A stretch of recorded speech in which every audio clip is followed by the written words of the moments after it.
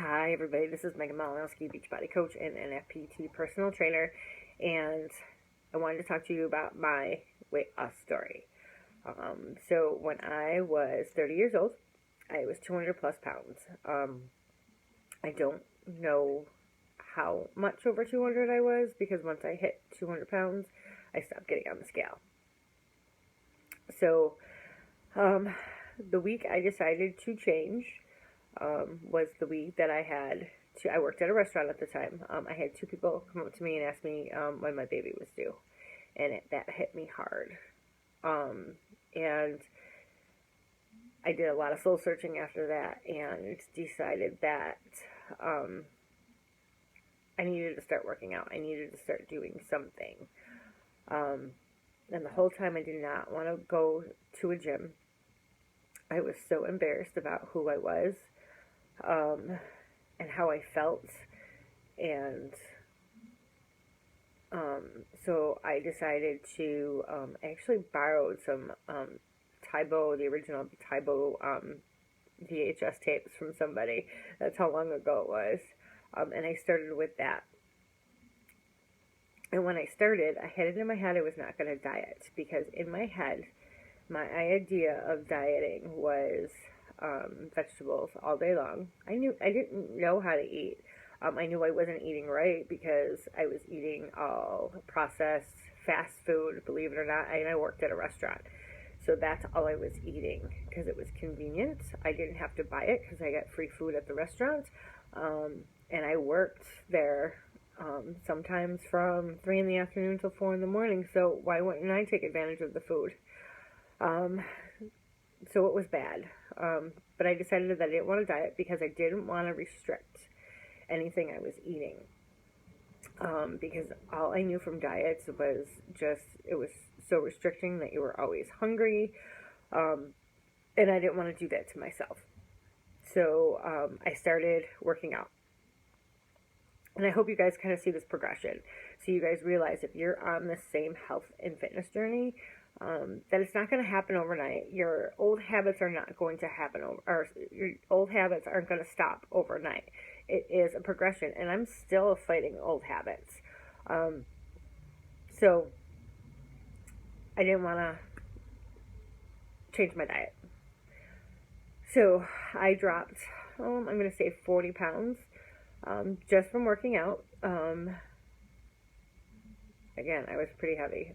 But I think at the time, too, I subconsciously, because I was feeling better, I was eating better.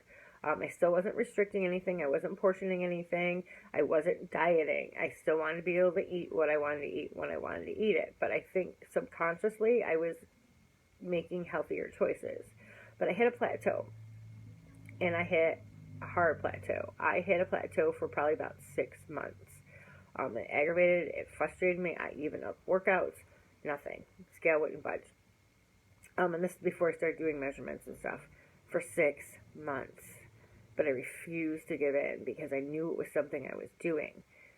So I decided to do a little research because I had just got my first computer at the time. And didn't really know much about it, so I figured why not. So I decided to research eating. And I decided that I was going to do a 1,500 calorie diet because I didn't want to restrict myself so much, again, where I was hungry. Before I used to do those crazy diets like the military diet and the cabbage soup diet, and you weren't getting enough calories. I didn't know that back then, though. I knew nothing. So I decided to do a 1,500 calorie diet. And I just figured out my food for the day around 1,500 calories. Didn't matter if it was processed. Didn't matter if it was healthy or not. I know I started replacing normal fat stuff for fat-free stuff. I didn't know. Who knew? Sugar-free stuff instead of... I didn't realize all the chemicals in that stuff. I had no clue. So I'm just telling you my progression. And the scale started moving again. And it moved until I hit, I think I dropped another 20 pounds just from doing that. And actually, no, I got down to my goal weight, didn't I? I think I got down to my, no, I got down to my goal weight. And I hated the way I looked. I was watching those girls on these videos going, why don't I have abs like that? I'm at my goal weight. Why don't I look like that? I'm at my goal weight. And I started talking to somebody who, it was a female friend that did bodybuilding. And she's like, because of how you eat. She goes, you may be getting the calories that you need to lose the weight, but it's how you're eating and how I'm working out, because all I did was cardio. And I was talking to a customer who came into the restaurant, and this is actually how I got introduced to Beachbody. So Beachbody had just came out with this little program called P90X. I knew nothing about weightlifting. Absolutely nothing about weightlifting. All I knew how to do was Tae Bo. And he gave me the program to borrow, and I remember, and the nutrition plan, and I remember thinking the nutrition plan wasn't that bad, because by then I had already cut out a lot of stuff, but then I started learning about clean eating and the stuff that I actually was eating, and I started learning about the fact that I was getting too many carbohydrates in my diet. I'm not talking about fruits and vegetables. I was talking about, like, I was eating animal crackers and bread and all that good stuff. So I learned your macronutrients and how your macronutrients should go from P90X. So I switched my diet up a little bit, and I started the P90X program, and it was amazing. Amazing what your diet and the right program can do for you. Because I stayed at the weight, my goal weight, but I went from a size 6 to a size 2. In 90 days, and the scale stayed exactly the same as as it was before I started it. But I lost so many inches, it was like amazing, and my body got cut. So that is what catapulted me into becoming a personal trainer and then a Beachbody coach, because I wanted to share this with people, because I know I'm not the only person out there who struggled with losing weight, who didn't want to diet, who didn't want to give up food, because I love food. So when I became a personal trainer, I kind of strayed away from Beachbody and from the nutrition plan, and I don't know why. The only thing I can think of is that I was like, oh, I'm a personal trainer. I should know this. I shouldn't be telling people to do this, because why would they come to me? And this is before I was a coach. And this is what I was going through my head.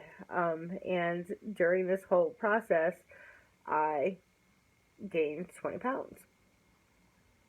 And I was mortified. I mean, I was just like, I'm supposed to be this really fit person, and I should have 6-pack abs. And let me tell you, just because you're a personal trainer doesn't mean that you are perfect. So I started reevaluating what I was eating, and 21 Day Fix came out, Shakeology came out, and I found out it was Beachbody, and I was like, yep, gotta do this. This is gonna make my life easier. I knew all about macronutrients. I was like, yes, those portion control containers are gonna, like, help me with my eating. So I got it. I signed up as a coach. Signing up as a coach has kept me completely accountable for everything that I'm doing, with running challenge groups, because I actually participate in all the challenge groups too, because I'm one of those people, if I want you to do it, I need to be doing it too as well, and that's how we learn and grow together in a challenge group. I dropped those 20 pounds doing the 21 Day Fix, and it's meal planning, and it's meals. And I have kept it off until the IVF. So I went through 4 rounds of IVF, and I was at my heaviest,